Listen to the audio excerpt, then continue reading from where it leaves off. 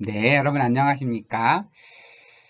오늘은 기적에 대한 종교철학적 해석으로서 기도하면 기적이 일어날까? 라는 제목으로 여러분과 함께 수업을 하려고 합니다. 어, 기도하면 기적이 일어날까? 만약에 이 주제로 제가 교회에서 제 개인적인 간증을 한다거나 아니면 뭐 성경 공부 시간이나 기도에 대한 특강을 한다고 하면 내용이 오늘 것과는 너무 달라질 것 같아요.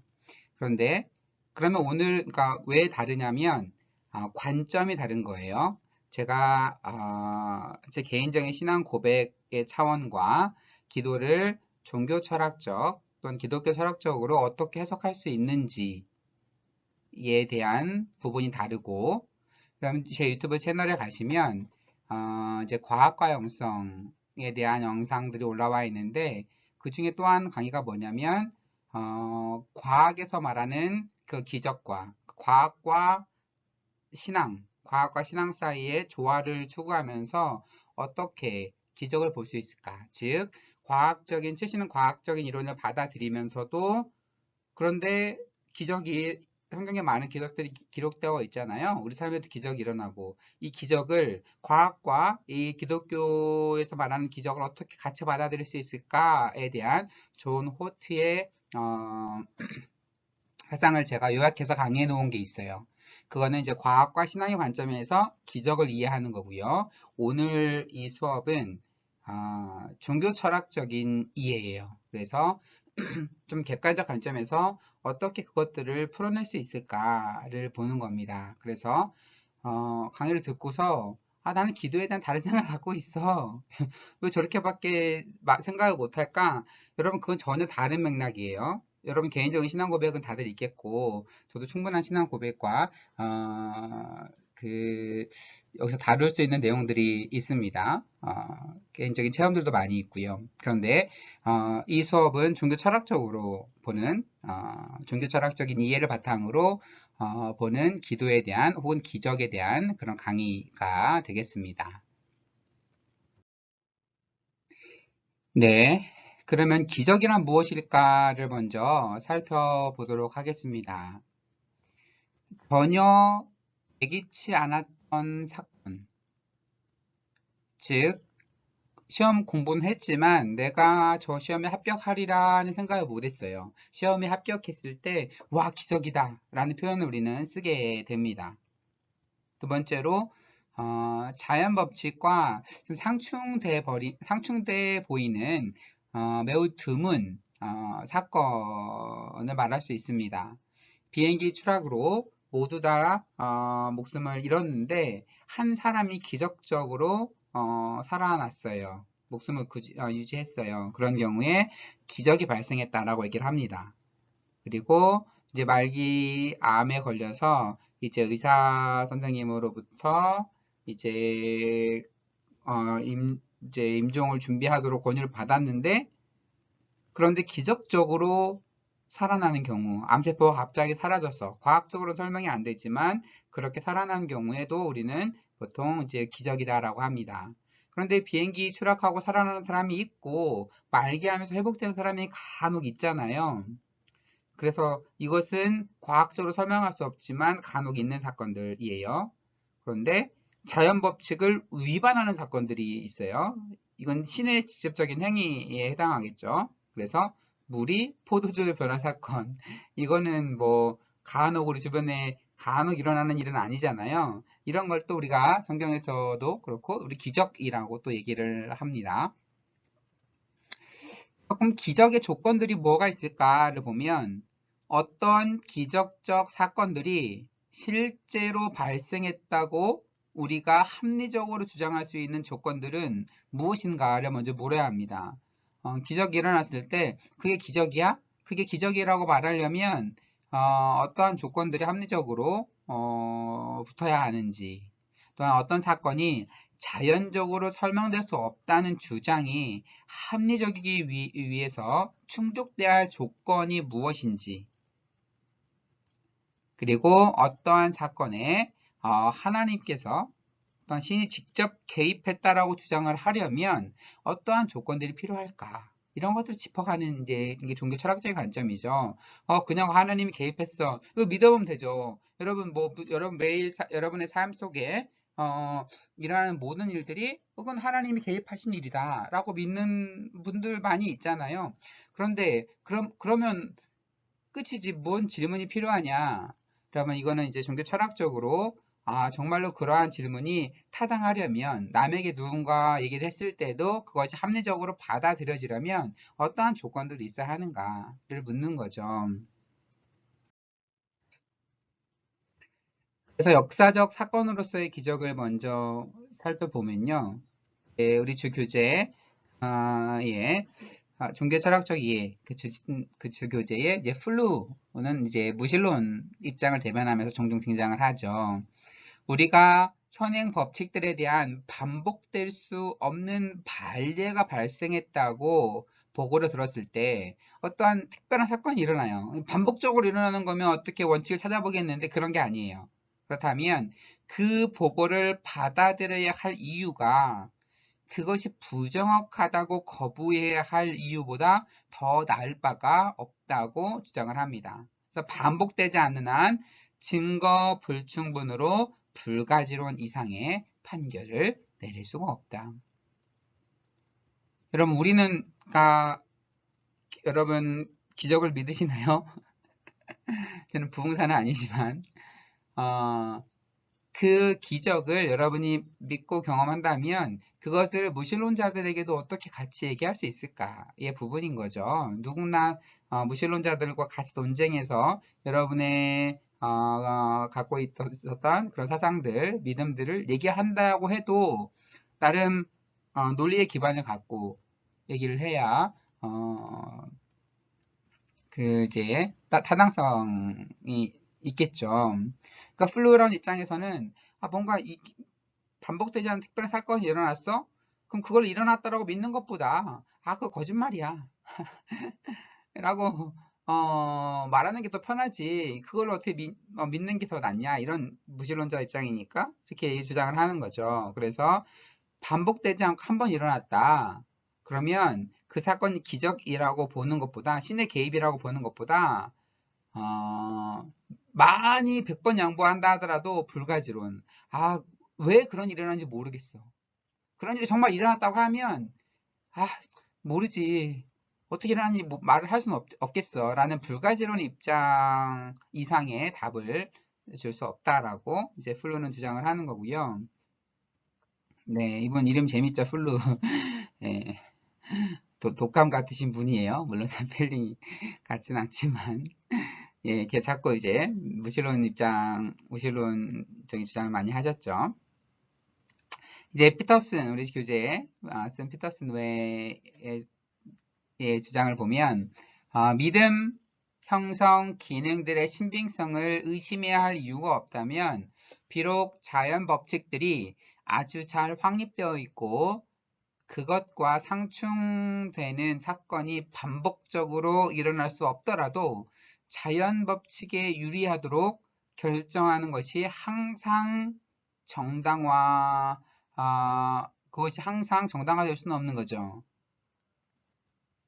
즉, 자연 법칙도 감각 기능의 신빙성을 통해서 구성이 된다. 라고 하는 거예요. 그래서 하나 사건이 일어났는데 반복적이지 않아요. 기적 같은 사건이 일어났는데 그랬다 그래서 자연 법칙과 반대되기 때문에 자연 법칙대로 결정을 내리는 이 플루 말대로 결정을 내리는 것이 항상 정당화될 수는 없다라고 하는 겁니다.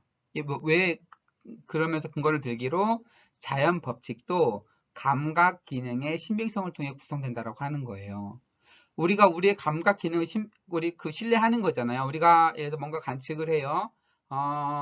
지구는 태양주위를 돈다라는 그 별자리와 여러 가지 이런 것들을 이용을 해서 우리 위도 이런 걸 다 관측을 통해서 여러 가지 과학적인 사실들을 데이터를 내놓습니다. 우리가 우리의 감각 기능들을 신뢰할 수 없다면 우리가 보고 있는 저 별이 내가 지금 환상을 보고 있다라고 생각을 해버리면 그 데이터로 쓸 수가 없는 거죠. 우리 눈이 보는 것이 앞에 실제한다고 믿고 우리가 듣는 것, 우리가 행동하는 것, 사고하는 것들이 어느 정도 감각 기능이 나름대로 신빙성이 있다는 전제 하에 관측하고 분석하는 것들이 하나의 과학 이론으로 만들어진 거잖아요. 그래서 우리의 감각 기능을 아주 신뢰하지 않고 그걸 다 배제해버리고 과학 법칙에 맞춰서 판단한다는 자체가 말이 안 된다는 거죠. 왜냐면 과학 법칙도 인간의 감각 기능을 통해 만들어진 거니까. 그래서 그렇다면 인간의 감각 기능도 어느 정도 신뢰를 해줘야 된다. 그래서 그 사람이 어떤 기적을 체험하고 경험하고 봤다라고 한다고 하면 그거에 대한 나름대로의 신빙성 줘야지. 물론 100% 믿어주자는 말이 아니에요. 그것에 대한 신빙성을 완전히 없앨 수는 없다라고 주장을 하는 겁니다. 그리고 이제 설명할 수 없는 사건이 발생했을 경우에 어떤 유형의 사건이 현재로서는 설명될 수 없는 것처럼 보이더라도 이제 과학적인 탐구가 진전됨에 따라서 새로운 정보를 얻게 되면 그 사건과 관련된 현재의 자연 법칙들이 수정될 것입니다. 그렇죠? 그러므로 임의의 사건 유형에 대해서 그 유형에 속한 사건들이 자연적으로 설명될 수 없다고 단정적으로 말하기는 어렵다. 예전에는 기적으로 보였던 것들이 이제는 우리가 자연적으로 설명할 수가 있겠죠. 뭐 예를 들어서 별똥별이 떨어지는 거나 뭐 그런 걸 보면서 한때는 그것 보고 소원도 빌고 그런 일이 있을지 모르지만 우리 자연적으로 설명할 수 있어요. 그리고 뭐 개기 일식 같은 현상이 일어나면 막 태양이 막 가려지고 이러니까 이건 뭐 하늘에 뭔가 무슨 징조다 하면서 막 우리 역사에도 막 그런 기록들이 있잖아요. 그래서 지금은 너무나 쉽게 과학적으로 설명할 수 있는 거죠. 주기적으로 돌다 보면 달과 겹칠 수도 있는 거고. 이건 기적이 아니라 하나의 자연현상이잖아요. 우리가 나중에 다 이걸 알게 되니까 설명할 수 있는 것. 그래서 만약에 지금 기적이라고 발생하는 사건들도 우리가 나중에 시간이 지나면 그거는 설명될 수 있지 않을까 이렇게 주장을 할 수도 있겠죠. 여기에 반론을 제기한다고 하면 법칙들 중 일부는 너무 확고하게 확증되어서 그러니까 웬만한 법칙들 중에 나중에 과학의 발견으로 뒤집어질 수 있는 법칙들이 있잖아요. 그런데 죽은 사람이 부활할 수는 없다. 이건 너무나 확고한 거잖아요. 아무리 과학이 발전된다 하더라도 죽은 사람이 부활한 것을 과학적으로 설명할 수 있을까요? 그러니까 이런 경우. 그래서, 그러니까 이상한 발례를 설명하기 위해서 그 법칙들을 수정할 경우에 과학 전체 구조가 뒤집히는 결과를 초래하게 될 것이다. 이 경우에는 그 사건들은 영원히 설명될 수 없는 사건들로 정당하게 간주될 수 있다. 그래서 예를 들어서 그래요. 우리 기적이 일어났어. 예수께서 부활하셨대. 정말 놀라운 기적이야. 근데 누군가 얘기를 해요. 그거 지금 우리가 과학적으로 밝혀내지 못해서 그렇지. 나중에 우리가 과학적으로 더 발전되면 예수가 부활한 것은 기적이 아니라 이러한 화학적인 작용에 의해서 설명될 수 있을 거야. 이건 기적이 아니야. 그렇게 주장한다고 하면 그렇다면 인간은 죽는다라고 하는 기본 전제 그러면 모든 사람들도 똑같이 부활할 수 있는 거잖아요. 그때쯤 되면 다 설명할 수 있는 거게 되잖아요. 그러니까 인간이 죽는다고 하는 아주 기본적인 전제 자체까지 무너진다고 하면 너무나 많은 과학적 이론들과 우리가 알고 있는 것도 대폭 수정해야 돼요. 차라리 그럴 바엔 아니야 이 사건 하나를 예외적으로 인정해 주자. 어? 이건 기적이라고 그냥 판단하고 이 사건을 예외적으로 인정해 줘야지. 이것도 언젠가 설명될 수 있다라고 우리 논리와 이성과 과학적인 지식으로 언젠가는 설명될 수 있다라고 하면서 예외적인 사항들을 다 준다고 하면 도대체 우리가 기반하고 있는 이 과학 지식들, 이 베이스들이 다 무너진다고 하는 거죠. 그러니까 이런 거는 그냥 기적이다. 놀라운 사건이 일어났다라고 보는 게 더 정당하다라고 이제 스윈버는 주장을 하는 겁니다.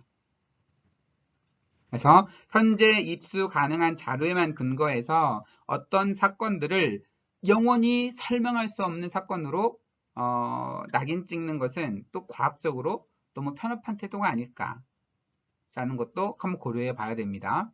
그래서 지금의 과학적 사실들로 다 설명이 안 된다 그래서 기적이라고 일어나는 것들을 다 부정한다는 것도 너무 편협한 태도이긴 합니다. 그래서 현재의 법칙에 위반되는 사건이 발생했을 경우에 세 가지 태도가 있겠죠. 현재의 법칙을 수정하는 겁니다. 예를 들어서 예수께서 무리를 걸으셨다. 자연법칙하고 위반되죠. 법칙을 수정할 수 있겠죠. 인간은 땅 위를 걷고 무리를 걷지는 못하지만 무리를 걷는 인간도 있다. 뭐 이런 식으로. 뭐 어쨌든 자연법칙을 수정하는 방법이 있겠고, 두 번째는 현재 법칙은 맞다. 아니야, 인간은 무리를 걸을 수 없어. 라고 인정을 하고 그 누군가가 무리를 걸었다면 그것은 아주 예외적인 현상이야.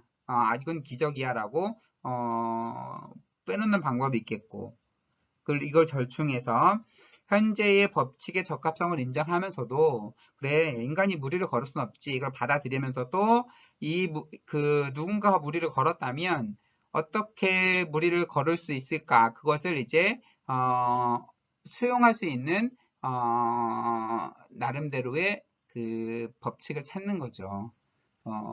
그래서 이건 하나 예를 들은 거고, 그렇게 해서 이제 법칙도 지키면서 나름대로의 기적들도 받아들이면서 그렇게 이제 가는 절충적인 입장이 세 번째 입장이 되겠죠.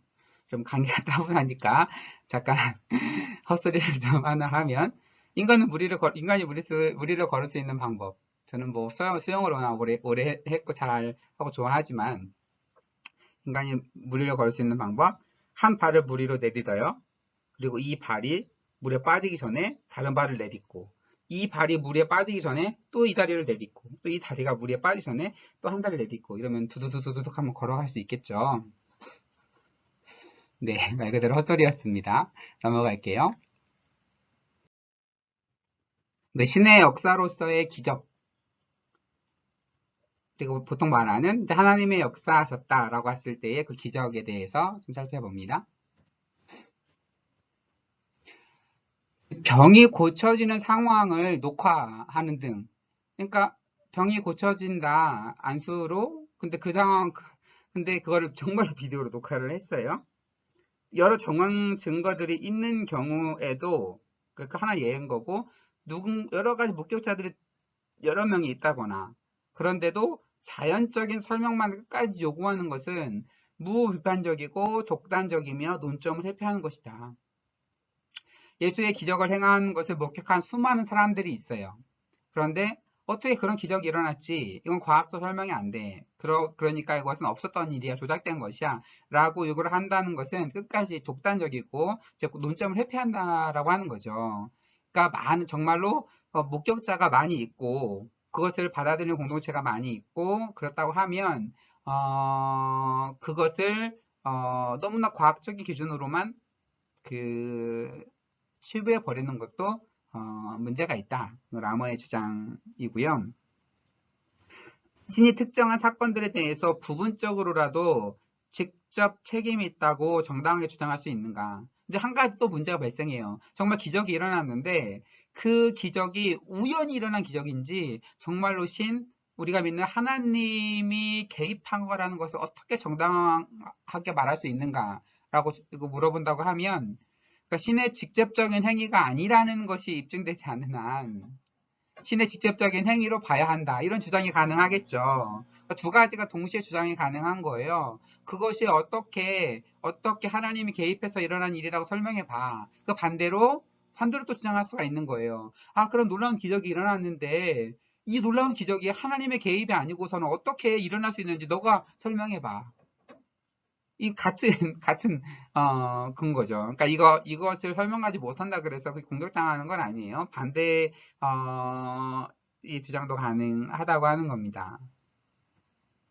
그래서 이제 어떤 이 말이 등장하냐면 Mind Pattern Thesis라 그래서 이제 번역하면 신적 패턴 논제 정도로 번역이 되겠는데, 이 세상에서 신의 활동 패턴이 어느 정도 정해져 있어서 우리가 보는 성경이나 계시나 기독교 전통이나 여러 가지 개인적인 경험이나 그래서 이러한 패턴에 맞게 관찰이 되면 그것은 하나님의 직접적인 행위로 간주할 수 있다라고 보는 거죠.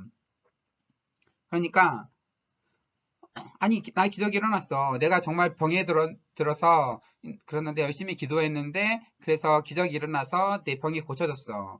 그러면 당연히 이 병을 고쳐주게 된 이 기적은 저로서는 당연히 이거는 하나님이 고쳐줬다라고 믿을 거 아니에요. 누군가가 물어봐요. 너가 기도해서 병이 나았어? 병이 나은 건 알겠어. 증거가 있으니까. 병이 나은 건 알겠어. 근데 그것이 하나님이 고쳐준 건지, 아니면 부처님이 고쳐준 건지, 아니면 이름도 모르는 뭐 다른 신이 고쳐준 건지, 뭐 자연적으로 나은 건지, 그거 어떻게 알아? 라고 누군가는 질문할 수 있겠죠. 근데 거기에 대해서 이제 그 패턴을 얘기를 하는 거, 신적 패턴. 성경에 수많은 기적이 고쳐지는 일들이 있었죠. 나는 그것을 믿었고, 나는 그처럼 똑같이 기도를 했어요. 그리고 나서 고침을 받았어요. 이 패턴, 그래서 그러한 패턴의 대로 내가 고침을 받았기 때문에 이건 당연히 하나님이 고쳐준 거라고 정당하게 주장할 수 있다라고 하는 겁니다. 근데 이 말이 신이 패턴대로만 역사한다고 주장하는 건 아니다라는 전제가 있어요. 지금까지는 신이 하나님이 이런 방식으로 역사해서 만약에 병을 고쳤는데 다른 케이스는 정말 다른 패턴으로 역사해서 일어날 수도 있는 거죠. 그래서 신의 사역 바운더리를 제한하려는 그런 의도가 있는 게 아니고 기본적인 패턴 아니면 전통 그리고 내 개인적인 경험을 만약에 개인적인 여러분의 경험이라 하더라도 다른 사람에게 일어나지 않고 여러분에게만 일어나는 패턴들이 있을 거예요. 내가 기도할 때 하나님은 나에게 이런 식으로 응답하셨지라고 하는 패턴이 있을 거예요. 그런 식의 똑같은 패턴대로 만약에 뭔가가 하나가 또 일어났어요. 기적이 일어났어요. 그럼 여러분 당연히 이건 하나님의 여러분에게 역사하셨다라고 믿을 수 있는 거죠. 나는 그런 패턴을 나에게 임했기 때문에. 그것이 다른 사람하고 맞지 않더라도. 그래서 성경이나 뭐 계시나 전통이나 뭐 개인적인 경험에 여러 가지 패턴대로 역사한다고 하면 그것은 논리적으로 당연하게 이거는 하나님의 역사구나라고 주장할 수 있다라고 하는 겁니다. 그래서 기적을 경험한 후에 그 사건이 신이 직접적인 역사가 될 가능성이 그렇지 않을 가능성보다 더 높다는 믿음은 정당화될 수 있다고 하는 겁니다. 그래서 그러니까 계속 우리는 그 종교 철학을 얘기하면서 논리적, 정당화대한 얘기가 계속 많이 나옵니다.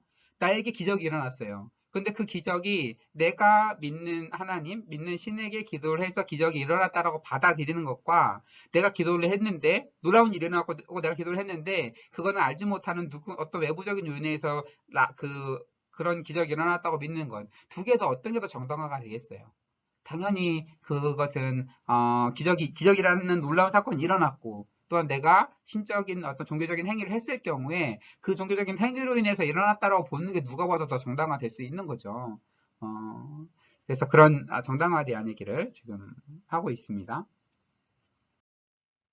그래서 이제 예수의 부활 사건에 대해서 간략하게 좀 얘기를 해보면 이제 많은 학자들이 동의하고 있는 사항들은 이 정도라고 볼 수 있겠어요. 물론 100%는 아닙니다. 뭐 이제 예수의 부활 자체를 뭐 부정하거나 증거가 없다라고 보는 학자들도 있긴 하지만 그런 예외적인 경우를 제외하고 예수는 나사렛 예수는 생존했고 그리고 십자가에 달렸고 장사되었다. 그리고 예수의 제자들이 그가 죽은 지 얼마 되지 않아서 그의 무덤이 비었다고 주장했다. 그렇죠. 어떤 이들은 살아있는 예수를 경험했다라고 주장했다. 네, 기록으로 많이 남아있고 이 경험들로 인해 그의 제자들은 예수가 죽은 자들 가운데서 부활했다고 믿게 되었다. 그쵸? 이것이 초기 기독교의 핵심적인 믿음이었다. 그쵸? 이런 것들은 여러 자료들과 그 바탕으로 충분히 유추해 볼 수 있는 내용들입니다. 예수가 직접 부활했는지는 누가 카메라로 이렇게 보진 않아서 잘 모르겠어요. 이런 것들을 가지고 예수의 부활을 어떻게 논리적으로 설명할 수 있을까 하고 보는 거죠. 그래서 복음서의 세부 내용은 달라도 예수의 죽음과 부활은 일관되게 진술이 됩니다. 또한 예수의 제자들이 거짓말을 했다고 믿을 만한 근거가 없어요. 그렇죠? 그들이 예수의 부활에 대한 믿음으로 급격히 변화되어 순교의 길을 갔기 때문입니다. 예수께서 돌아가실 때 베드로는 3번이나 저주하고 부인하고 다 도망가고 물론 다 도망가고 그리고 제자들 다 떠나갔어요. 다 제자끼리 살아갔어요. 그런데 도대체 무슨 일이 있었기에 이들이 다 돌아와서 부활한 예수를 만났다고 얘기를 하게 되고 단지 말로만 하고 사라진 게 아니라 완전히 변화됐잖아요. 다 순교하고 이런 일이 벌어지잖아요. 그럼 도대체 그 사건들 사이에 뭐가 있었기 때문에 다 이렇게 자기 그 살려달라고 막 자기 스승까지 저주하고 도망갔던 그 사람들 다 막 어떤 사람은 막 그 알몸으로도 막 옷도 못 걸치고 도망간 사람도 제자도 있고 막 이러잖아요. 그런 상황 속에서 무슨 일이 있었기 때문에 저들이 저렇게 확 180도 변했을까? 라고 했을 때 예수의 부활이 있었다라고 추정하는 것이 더 논리적이다라고 하는 겁니다. 그렇지 않고는 이거 어떻게 설명합니까? 부활이 없었어요. 부활이 없었는데 갑자기 어느 날 내가 잘못했구나. 그러면 내가 다시 회개해볼까? 이렇게 해가지고 모든 제자가 다 이렇게 순교까지 갈 수 있을까요? 그렇게 말하는 것보다 그럴 가능성이 아예 없진 않지만 그거를 정당하게 받아들일 가능성보다 정말 부활했기 때문에 이런 일이 있다라고 여기는 게 더 논리적이고 더 받아들이기 더 근거가 있는 거잖아요. 그리고 예수의 제자들이 환각을 일으키고 있다고 볼 근거가 없다. 만약에 환각을 봐서 부활은 정말 안 했는데 부활한 것처럼 환상을 보고 부활한 걸로 착각을 해서 그들이 변했다. 이럴 가능성이 아예 없진 않지만 그렇게 보는 게 더 이상하잖아요. 그 모든 제자들이 동시에 환각을 일으켰다라고 그 가능성을 인정하는 것보다 사실 예수가 부활했다고 인정할 그 가능성 그게 더 훨씬 더 큰 거잖아요. 그리고 마지막으로 유대교 지도자들은 예수의 부활을 반박할 힘이 있었는데도 이제 그렇게 하지 않았다라고 하는 겁니다. 예수가 부활했다, 시신이 없어졌다 라고 했을 때 시신이 여기 있어. 시체를 제시만 했으면 게임 끝. 뭐 여러 가지 많은 반박할 근거가 아무래도 유대교 지도자들이 더 있었겠죠. 예수 죽고 그 제자들에 의해서 이 비밀리에 예수의 부활 소문이 퍼져나가는 그 상황보다는 유대 지도자들이 훨씬 더 힘이 있었습니다. 근데 그 소문이 퍼져나가서 많은 일들이 벌어질 동안 이들은 방관했다라고 하는 거죠. 그렇다고 하면 이들도 어느 정도 그것에 대한 반박을 하지 못했거나 나름대로 받아들였거나 아니면 뭐 여러 가지 뭔가 있었을 가능성이 있죠. 물론 다른 가능성도 있어요. 워낙 그 기독교인들이 소수라서 굳이 반박을 안 해도 쟤네들은 다 없어질 사람들이다라고 생각해서 여러 가능성은 있겠죠. 그렇지만 그냥 정황상 유대교 예수까지 처형한 상황에서 충분히 반박을 원하고자 하면 할 수 있었을 가능성을 우리는 염두에 둘 수 있다라고 하는 겁니다. 물론 반론이 있겠죠. 반론이 없으면 이 수업에 의미가 없어요. 정말 교회에서 은혜롭게 간증하는 시간이 아니라 우리가 우리의 생각하는 것들을 자꾸 반박하고 깨고 하면서 다시 우리의 생각을 건설해 가고 세워가는 게 학문으로서의 의미가 있고 여러분의 더 신앙과 여러분의 논리적인 체계가 더 든든히 서가는 거죠. 그래서 부활에 대한 성경의 설명을 입증할 독립적이고 객관적인 증거가 미흡하다. 물론 성경의 증거가 많은 증언과 여러 가지 신빙성이 있는 얘기를 앞에서 다뤘잖아요. 그렇다면 이 성경 외의 자료에서 이것들을 다뤄준다고 하면 더 객관적일 텐데 성경 외의 자료에서 이것을 다룰 만한 객관적인 증거가 미흡하다. 이렇게 반론을 뭐 제시할 수 있겠죠. 그리고 제자들이 변화된 것이 예수 부활의 확률을 높이는 것은 아니다.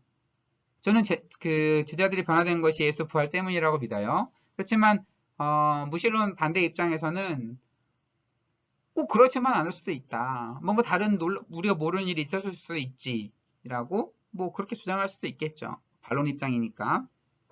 그리고 증명해야 할 부담은 예수를 믿는 사람, 부활을 믿는 사람에게 있다. 그러니까 이게 항상 그런 거예요. 놀라운 일이 일어났으면 그 일이 없었을 거라고 믿는 게 더 상식적이기 때문에 놀라운 일이 있었으면 설명하려면 그것을 설명해야 될 책임이 그것을 믿는 사람에게 있다고 하는 거죠. 그래서 그런 더 부담감을 이제 질 수밖에 없는 겁니다. 그래서 예수의 부활에 대해서 학자들의 입장에 대해서 좀 보면 이제 하버마스는 예수의 부활을 입증하는 역사적인 증거가 너무 강해서 진지하고 식견 있는 사람이라면 이 사건이 실제로 발생했다는 것을 합리적으로 부인하기는 어렵다. 또한 부활을 입증하는 증거가 예수의 주장과 결합이 되어 있을 때 하나님의 직접적인 활동을 부인하는 것은 비합리적이다 라고 하는 거예요. 그래서 증거가 너무 많다. 그래서 합리적으로 받아들이는 게 더 합리적이지. 그걸 굳이 그런 증거들을 다 무시하면서 없다라고 말하는 게 합리적인가라고 주장을 하고 있는 거고, 그렇다면 여기 이 예수의 부활에 하나님이 어떻게 개입했냐라고 누가 물어본다고 하면 이 부활을 입증하는 증거가 이미 예수께서 자기가 부활할 것을 수차례 성경에서 보면 얘기를 하고 있잖아요. 그래서 본인이 말하는 증거와 말하는 그 언어, 기록과 실제 일어난 사건들이 일치될 경우에 이것은 연관된 행위라고 볼 수 있는 거죠. 네. 그래서 이렇게 받아들이는 것이 이제 합리적이다라고 하버마스는 주장을 하고요. 마티니 플루, 또 나오는 플루 또 나왔어요. 독감 같은 분. 네, 그래서 합리적인 사람이라면 누구나 예수의 부활을 믿지 말아야 한다라고. 왜냐하면 누군가 죽고 부활한다라는 것은 우리 삶에서 한 번도 실제적으로 경험하는 사건들이 아니니까 합리적인 이성을 가졌다면 그거를 의심해야지 어떻게 그걸 믿냐라고 무신론 입장에서 주장을 할 수 있겠죠. 중재를 이제 데이비스가 중재를 하는데 역사적인 증거만 고려한다면 예수의 부활의 지지를 받는다라고 봅니다. 이런 정황 증거, 여러 가지 기록 증거들을 보면 부활이 지지를 받을 수 있다라고 주장을 해요. 그래서 그러면서 얘기하기를 초자연주의자들은 실제가 전적으로 자연과학만으로는 설명되기 어려운 면이 있기에 역사적인 증거를 통해 실제의 부활이 입증될 수 있다라고 주장합니다. 그래서 무슨 말이냐면 초자연적 현상들이 일어나잖아요. 지금도 일어나요. 우리가 이해할 수 없는 그것들이. 그래서 자연과학적으로만 설명되기는 어려운 면이 분명히 있죠. 그럴 경우에 역사적인 증거를 통해서 그런 경우는 입증할 수 있다. 역사적인 여러 가지 다른 증언들이나 기록들이나 이런 걸 통해서 그런 걸 통해서 초자연적 현실에 대한 부분도 입증될 수 있다라고 데이비스는 얘기를 합니다. 그렇다면 신은 어떠한 경우에는 개입하고 어떠한 경우에는 개입하지 않는가, 방관하는가라고 물어볼 수 있을 것 같아요. 성경에도 수많은 그 예수께서 병자를 고쳐준 이야기가 나오는데 그렇다면 예수 당시에는 병자가 아무도 없었나? 예수께서 지나가면서 슉슉슉슉슉 옷장만 만져도 다 병이 나으니까 뭐 이렇게 다 고쳐졌으면 그 당시에 뭐 예루살렘에는 병자가 아무도 없었나? 또 그런 건 아니잖아요. 그리고 우리가 만약에 기도로서 또 기적이 일어난다고 치면 왜 누군가는 기도로서 병이 나아서 삶을 회복했는데 누군가는 기도는 하지만 죽음을 맞이하잖아요. 이거 어떤 기준인가? 이렇게 우리는 무신론 입장에서는 특히 또 주장을 할 수가 있겠죠. 우리의 관점에서 보면 비슷한 상황이더라도 신의 관점에서 보면 그렇지 않을 수도 있다라고 변증할 수도 있겠어요. 그래서 똑같은 상황 왜 얘는 고쳐주고 얘는 안 고쳐줘. 근데 우리는 모르겠지만 하나님의 관점에서는 이 사람은 고쳐줘야 할 만한 그런 상황인 거고 이 사람은 죽음을 받아들이고 데려올 만한 그런 상황이라고 하나님 입장에서 판단할 수 있겠죠. 그렇죠. 왜냐하면 그런 거잖아요. 뭐 야고보가 최초로 순교를 했어요. 그래서 그 다음에 베드로도 순교했구나 했는데 베드로는 순교하지 않고 감옥문이 열리고 천사에 이끌려서 나오잖아요. 뭐 스데반은 그 상황에서 살려줄 수도 있을 텐데 스데반은 그 상황에서 죽게 돼요. 물론 하나님의 계획이 있었죠. 이제 사울이라고 하는 사람이 이제 변화되게 되죠. 그러니까 하나님의 입장에서 보면 그 우리가 입장에서는 똑같은 상황이지만 하나님 입장에서는 누군가는 치유받아야 될 상황일 수 있고 누군가는 그렇지 않은 상황일 수도 있다라고 주장할 수도 있겠어요. 또한 서로 비슷한 상황이더라도 우리가 적합하다고 생각하는 방식으로 신이 행동해야 될 도덕적인 의무가 있는 것은 아니다 라고 주장할 수 있겠죠. 그래서 우리가 생각하기에 하나님이라면, 사랑의 하나님이라면 아프리카에 있는 모든 사람들이 저렇게 굶어 죽게 놔두지 않으실 거라고 생각할 수 있겠죠. 그래서 거기에 가서 뭐 먹을 것도 나게 만들고 갑자기 땅이 비옥하게 만들고 기적적으로 만들고 해서 모든 사람을 먹이면 좋을 것 같아요. 그렇지만 그것이 우리가 인지하는 정말 적합한 방식이라고 하더라도 꼭 우리가 생각하는 그 도덕적인 생각과 관념대로 하나님이 역사해야 될 의무가 하나님에게는 없다라고 하는 겁니다. 이거 우리의 다른 영역인 거죠. 이렇게 만약에 변론할 수 있겠죠. 네. 그래서 결국 우리 제목으로 돌아왔어요. 기도하면 기적이 일어날까? 하나님은 세계에서 어떤 종류의 능력을 발휘하시는가? 인간이 자유의지를 지니고 있다면 이 자유를 어떻게 이해해야 될까? 그리고 하나님이 세계에 대한 어떤 종류의 하나님은 어떤 종류의 지식을 가지고 계실까? 하나님이 모든 것을 아신다면 왜 기도를 해야 될까? 기도를 하면 하나님이 계획을 바꾸기도 하실까? 네, 이런 질문들이 나오죠. 그럼 어떻게 대답을 할 수 있어요? 그럼 교회 성경 공부 시간이 아니니까, 왜냐면 전 역사적으로 이것에 대해서 어떻게 설명해 왔는지를 먼저 전 살펴봅니다. 이게 살펴보기 전에 우리가 한 가지 먼저 염두에 둬야 될 것이 기적하면 먼저 하나님의 전능성을 얘기를 합니다. 이러면 하나님의 전능성을 믿지 않으면 기도를 안 하죠. 하나님 전능하지 않고 힘이 없다고 생각하면 병을 고쳐달라는 기도를 안 합니다. 하나님이 병을 고쳐줄 능력이 없다라고 믿는데 어떻게 기도를 하겠어요? 그렇죠? 전능성을 믿는데 그 전능성이 뭘 의미하느냐? 우리가 신의 속성을 우리가 몇 주 전에 살펴봤잖아요. 그때 약간 언급한 거예요. 그때 만약 우리 전능성을 이렇게 이해해야 된다라는 거죠. 논리적으로 가능하면서 하나님의 완전성과 일치하는 것이라면 하나님은 어떤 것이든지 할 수 있다. 라는 것이 우리 전능성을 말한 거예요. 우선 논리적으로 가능해야 돼요. 얘기했듯이 신은 네모난 삼각형을 만들 수 없어요. 논리적으로 불가능한 거예요. 그러니까 이거 신의 능력 차원을 얘기하는 게 아니에요. 논리적으로 네모나면 삼각형이 될 수가 없는 거잖아요. 언어의 한계인 거예요. 논리적으로.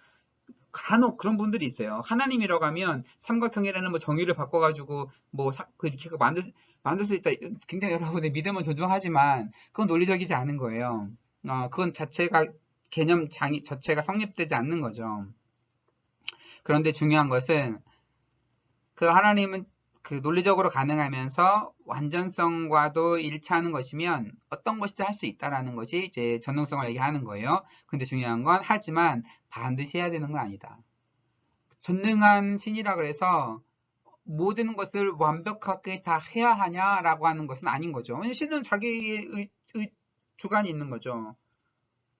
왜 신이 이런 얘기를 이런 어려운 상황 속에서 저 어려운 사람들을 도와주지 않지? 그것을 해야 될 의무는 없다라고 하는 거죠. 전능하다 하더라도 그러니까 그걸 안 한다 그래서 무능하다라고 볼 수는 없다라고 하는 거예요. 네, 이제 우리는 웨슬리안이지만 이제 칼빈주의 신학적인 결정으로는 신의 전능성에 초점을 맞추어서 이렇게 해석을 합니다.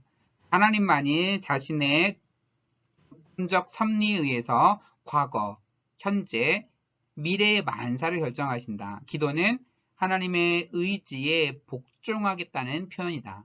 하나님은 우리가 기도하기로 마음먹기 훨씬 전에 자신의 계획을 세웠고 그런 계획들은 가장 작은 부분까지 정확하게 이루어질 것이다. 완전 예정론 입장에서 얘기를 하는 거예요. 이제 이중 예정론까지 이제 칼빈은 주장을 하잖아요. 태초부터 구원받을 자로 예정되고 그리고 멸망받을 자로 예정되고 그러면서 신학적 결정론은 악의 문제에 상당히 이제 취약합니다. 왜 하나님은 모든 것이 가능함에도 악과 고통이 있는 세상을 만드셨는가? 그러니까 세상의 모든 것을 하나님이 다 결정해놨다라고 주장을 하는 것. 그리고 모든 걸 다 우리가 기도하기 마음먹기 훨씬 전부터. 그러니까 예를 들어서 이런 거죠. 하나님이 어떠한 미래의 기적을 일으키기로 계획을 한 다음에 이것까지 하나님의 예정에 있는 거예요. 그래서 이것을 위해서 현재 누군가가 기도하는 것까지 예정되어 있는 거예요. 이 사람은 자기가 기도했기 때문에 이러한 기적이 있다라고 받아들이겠죠. 그렇지만 이 모든 게 다 하나님의 예정 속에 있는 거죠. 이 사람이 어느 순간에 기도하게 만들고 그리고 어느 순간에 그 기적이 일어나는 것. 이 모든 것이 하나님의 계획 속에 있다라고 주장을 하는 겁니다. 그러면 장로교 배경에 있는 분들도 좀 있죠. 저도 장로교에서 자랐어요. 저희 아버지도 장로교 장로이시고 저희 집에서 저만 감리교인이에요. 그리고 대학 와서 웨슬리가 누군지 처음 배웠어요. 그래서 이제 신학대 올 때도 이제 감신대 올까 아니면 다른 뭐 신학교 장로교 신학교에 갈까 막판까지 고민을 하고 이제 감신대에 왔었는데 와서 저는 웨슬리 신학을 공부하면서 너무 감사했어요. 내가 혹시 영상을 보시는 분 중에 이제 이제 장로교 배경이 있는 분들은 이해하고 들어주세요. 저는 제가 정말로 장로교에 갔다면 칼빈을 옹호할 수 있었을까라는 생각이 들 정도로 웨슬리의 신학에 이제 한 매력에 푹 빠졌던 기억이 있습니다. 아직도 저는 칼빈의 그 애정서를 받아들일 수 없어요. 네, 어쨌든 우리가 우리의 마음으로 하나님을 예배하는 이러한 소중한 것들, 선교, 구원, 사실 이런 것들도 칼빈의 애정론을 문자 그대로 받아들이면 사실 선교를 해야 될 이유도 없어지게 되고, 물론 신학적인 논쟁을 하려는 자리는 아니니까, 네, 여기까지만 하고, 그 다음에 이제 과학 가정신론, 네, 들어가서 이제 인간의 자유 의지에 초점을 맞춰서 이제 과정신론을 이렇게 해석을 합니다. 그러니까 정반대되는 개념이라서 다루는 거예요. 여러 가지 많은 부분에서 기적에 대해 다루고 있지만, 그래서 하나님의 역할은 모든 개체에 대해 이 순간에 그것이 최상의 상태를 나타내고 최초 목적을 지속적으로 드러내는 것이 신의 역할이다. 그러니까 하나님이 태초에 인류를 창조하실 때, 우리가 어떠한 목적으로 어떻게 살아갈지를 다 계획하고, 아까 어떤 목적으로 가도록 만들어 놓으신 거죠. 근데 그런 목적을 이뤄가는 것은 우리의 노력인 거지만, 어쨌든 우리를 어떻게 살아가도록 계획은 해 놓으신 거죠. 그래서 최초의 목적, 너는 세상에서 이렇게 인간은 살아라 라고 목적을 부여해 줬어요. 그런데 그래서 그렇게 가도록 모든 행동을 예정해 놓은 건 아니고 그다음부터는 이제 인간의 자유의지인 거죠. 그래서 하나님은 설득하시지만 강요하진 않는 거예요. 너는 이런 목적으로 가도록 창조되었어. 갈지 안 갈지는 우리의 인간의 몫인 거죠. 그래서 기도란 뭐냐?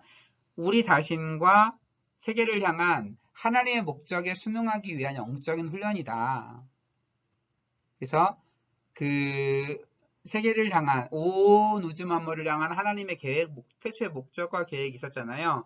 그것에 순응하기 위한 우리의 영적인 훈련인 것이다. 그래서 기도함으로써 변화되어서 우리를 만든 최초의 목적에 더 가까워질 수 있다. 우리는 목적에서 자꾸 이탈하며 살아가잖아요. 그 목적에 더 가까워질 수 있다라고 하는 겁니다. 그래서 하나님이 상황을 임의로 바꿀 수는 없다. 라고 얘기를 해요. 왜냐면 자유의지를 얘기하니까. 그러니까 하나님이 이 상황을 싹 바꿔서 너 그 길로 가지 마, 일로 와 해가지고 끌을 수는 없다라고 하는 거예요. 그러니까 하나님의 무능력을 얘기하는 건 아니에요. 근데 약간 오해 소지가 있는 무능력을 얘기하는 게 아니라 이렇게 끌어들인다고 하는 것은 그 사람에게 자유의지가 없다라는 얘기잖아요. 자유의지를 갖고 그 사람은 그 길로 가고 있는 건데 그러니까 자유의지를 부여한 이상 하나님은 그 사람을 일일이 끌어당길 수가 없어요. 그래서 임의로 바꿀 수 없지만 기도자가 변화되어서 기도가 상황을 바꾸는. 그러니까 무슨 말이냐면 과정신론에서 이해하는 기도는 내가 기도함으로써 상황이 확 변하는 게 아니에요. 기도함으로써 내가 변화돼요. 내가 변화됨으로써 주변이 변화되는. 그래서 기도가 상황을 바꾸는 이러한 차원을 얘기하는 겁니다. 이해가 되죠? 앞에 이제 칼빈주의적 입장에서는 이미 기도하는 것까지도, 모든 것까지도 이제 신의 예정 속에서 진행돼 가는. 그러니까 내가 지금 자유의지로 기도하는 것 같지만 그것도 하나의 예정된 사건인 거예요. 그렇게 해서 쭉 그 신의 결정문 속으로 한다고 하면, 과정선언은 그 반대의 입장에서 얘기를 하고 있는 거죠. 그래서 아니다. 그 모든 것은 인간에게 자유의지가 부여되었고, 하나님이 그걸 강제할 수는 전혀 없다. 그럼 기도하면 막 하나님이 막 와가지고 막 우주 만물을 막 이렇게 좌지우지하면서 바꾸는 게 아니라 내가 변화되기 때문에 변화된 나로 인해서 주변이 변화되고 변화된 내가 보는 시각들이 변화되는. 그래서 기도하면서 결국 누가 변하는, 세계가 변하는 게 아니라 내가 변하는 거죠. 그런 관념신론적 입장에서의 신의 기도에 대한 얘기를 할 수 있을 것 같아요. 근데 물론 이제 논란의 여지가 있겠죠. 전통적인 유신론에 비해서 신의 능력을 제한하고 있는 것처럼 보이죠. 그 논란의 여지가 있습니다. 그래서 하나님 내가 기도한다고 해서 초월적으로 역사하시지는 못하는 분인가? 이런 논란이 충분히 제공할 수 있겠죠. 가정신론적인 입장에서는 하나님은 초월적으로 그 인간 세계에 그렇게 확 개입해서 좌지우지하지는 분은 아니니까 가정신론적인 신의 입장에서 말씀드리면 논란의 여지가 있죠. 그래서 어떤 가정의 상태, 뭔가를 그 영어로 보면 if, 그 가정의 상태에서의 신인식을 얘기를 한다고 하면 서로는 어제 여러분 한식집에 갔어요. 그런데 만약에 중국집에 갔다면 하나님은 그가 짜장면을 먹었을지 짬뽕을 먹었을지 아실까?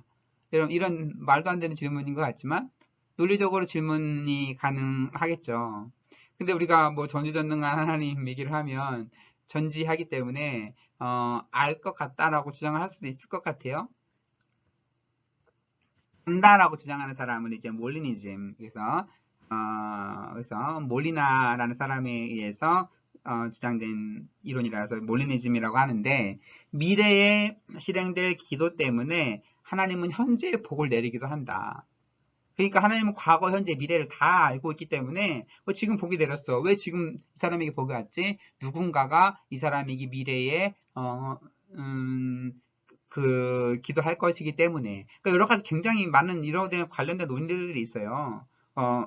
그래서 예를 들어서 이런 거죠. 지금 굉장히 중요한 축구 경기가 진행되고 있어요. 그래가지고 와 해가지고 정말 꼭 이겨야 돼요. 꼭 이겨야 돼요. 그래서 우리 팀이 마지막으로 이제 종료 1초를 앞두고 슛을 빵 쐈어요. 쏴서 골대를 향해 가고 있는 그 순간, 실시간이에요. 순간 TV 버튼을 정지. 그리고 기도를 합니다. 주님, 저 골이 들어가게 해주십시오. 저 골이 들어가게 해주십시오. 기도하고 이미 지금 결과는 끝났어요. 들어가든지 안 들어가든지 했을 거예요. 근데 이제 그때 이제 기도를 한참만 10분 동안 기도를 하고 그거를 이제 플레이 하지만 이건 재방송, 그러니까 딜레이 10분 동안 딜레이 된 방송인 겁니다. 딱 들어갔더니 골이 싹 됐어요.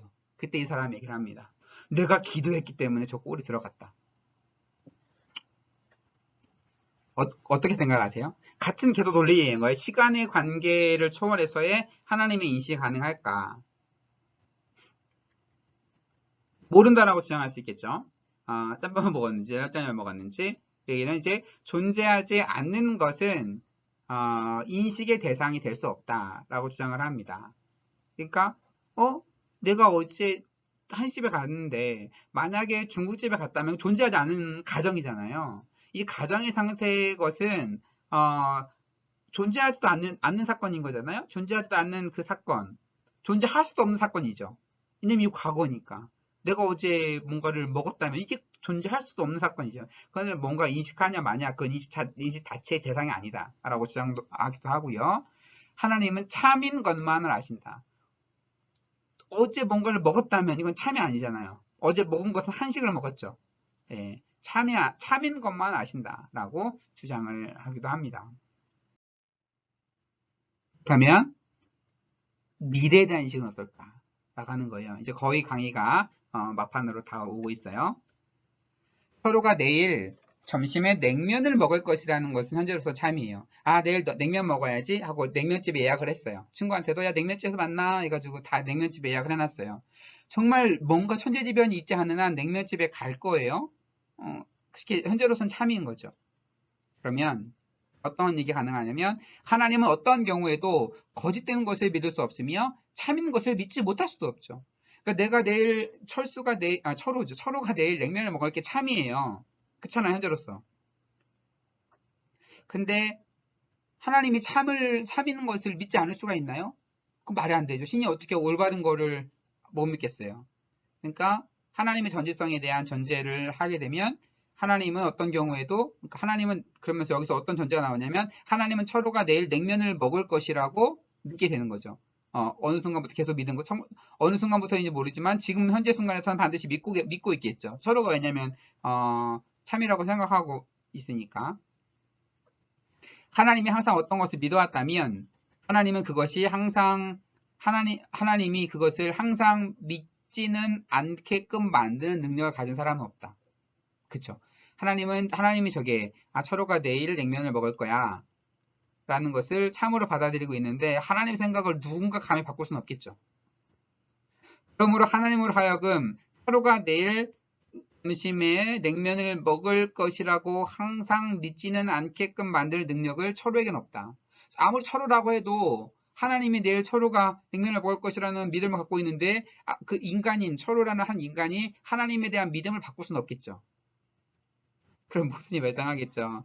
철호가 냉면을 먹을 것이라고 항상 하나님이 항상 믿는데 철호가 실제로 냉면을 먹지 않을 가능성은 불가능하다. 그러므로 내일 점심에 냉면을 먹을 것을 삼갈 능력이 철호에게는 없다. 근데 실제에서는 철호가 내일 냉면을 안 먹을 수도 있잖아요. 논리 전개가 이해가 되나요? 그러니까 내일 냉면을 먹을 게 참이면 현재로서 그게 참이고 참인데 하나님이 그것을 못 믿을 수는 없는 거고 하나님 믿으면 하나님이 믿는다라고 하는 이 지식은 누구도 바꿀 수 없는 거고 철호 자체도 바꿀 수 없는 건데 실제는 철호가 바꿨잖아요. 바꿀 수도 있잖아요. 내일 다음날. 그래서 결국 철호가 내일 냉면을 먹는 건 자유로운 게 아니고 이성된 건가?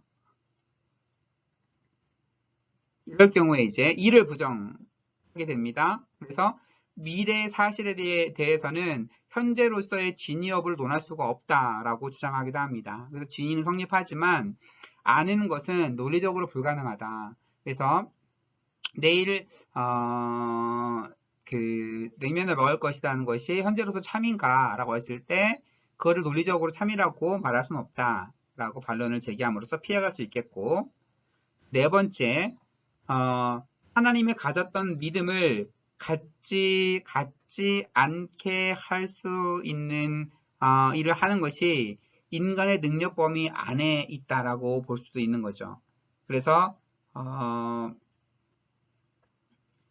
인간이 그 하나님을 가졌던 그 믿음을 갖지 않게 할 수 있는 것이 그러니까 인간과 관계 속에서 하나님이 그 뭔가를 변화시킬 수 있다는 가능성을 열어둔다고 하면 또 반론이 될 수 있겠고 여기서부터 이제 어떠한 얘기가 나오냐면 소프트 팩트하고 하드 팩트가 이제 구별이 됩니다.